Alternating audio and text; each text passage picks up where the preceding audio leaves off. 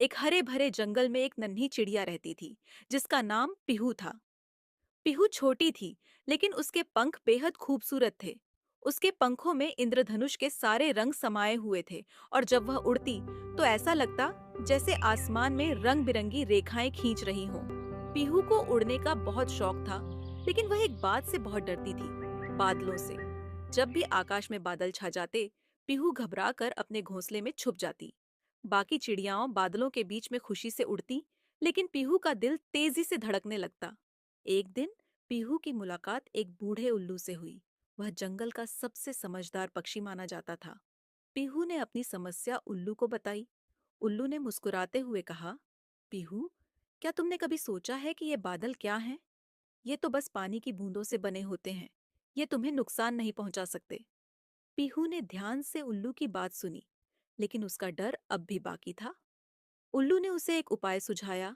उसने कहा, तुम एक काम करो, अगली बार जब बादल आए तो उनकी ओर देखो और सोचो कि ये सिर्फ तुम्हारे दोस्त हैं जो तुम्हें पानी देने आए हैं। धीरे धीरे तुम्हारा डर कम हो जाएगा। अगले दिन आकाश में फिर से काले बादल छा गए।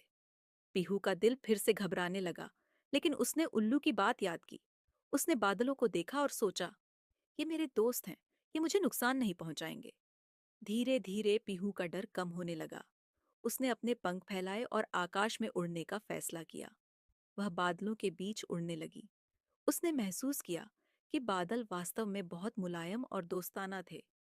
अब वह बिना किसी डर के उड़ी और उसके पंखों से जो रंग बिखरे वे बादलों के साथ मिलकर और भी खूबसूरत लगने लगे। पीहू ने अपने डर को पार कर लिया था। अब वह न केवल बादलों के साथ उड़ती थी, बल्कि बारिश की बूंदों के साथ नाचती भी थी। उसने समझ लिया कि डर केवल मन की कल्पना है और अगर हम उसे चुनौती दें तो हम उसे हरा सकते हैं।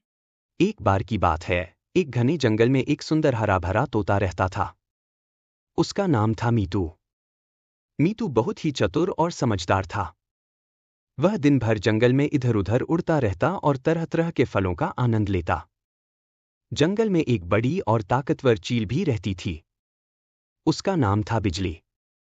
बिजली बहुत ही तेज और चालाक थी।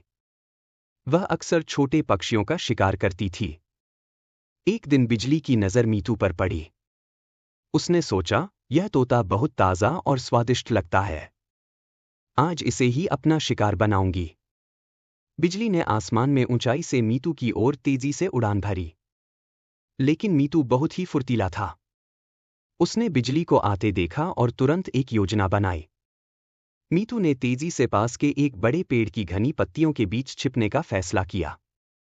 वह उड़ते हुए उस पेड़ की तरफ गया और उन पत्तियों के बीच जाकर छिप गया। बिजली ने मीतू को देखा था, लेकिन अब उसे दिखाई नहीं दे रहा था कि मीतू कहाँ गया।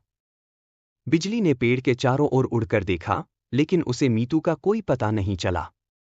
वह कुछ देर तक मीतू को खोजती रही, फिर निराश होकर वहां से चली गई। जब बिजली चली गई तो मीतू ने राहत की सांस ली और पेड़ से बाहर आकर खुशी खुशी गाने लगा। वह समझ गया था कि उसकी चतुराई ने उसकी जान बचा ली थी। इस घटना के बाद मीतू और भी सतर्क रहने लगा। उसने सीखा कि समझदारी और सतर्कता से हर मुश्किल का सामना किया जा सकता है। और इस तरह मीतू अपने चतुराई भरे दिमाग के साथ जंगल में सुख शांति से रहने लगा।